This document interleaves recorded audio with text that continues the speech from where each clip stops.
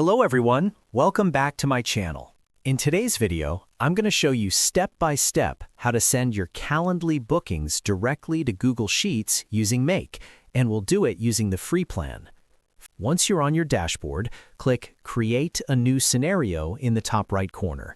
At the top left, rename your scenario to something clear and easy to find later.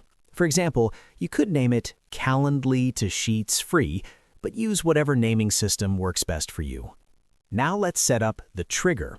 Instead of using the Watch Events trigger, which requires a paid plan on Calendly, we'll use the List Event Invitees module to pull booking data on a schedule. Click the large plus button, search for Calendly, and select List Event Invitees.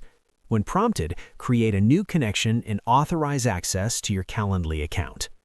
Inside the module settings, set the user to your own URI, usually listed as Me. Set the status to Active so canceled meetings don't appear. Set the sort option to Created at Descend so the newest bookings come first. Next, click the small clock icon on the module and schedule it to run every 15 minutes. This is the minimum interval available on the free plan and keeps your sheet updated without using too many operations. Now, let's connect Google Sheets.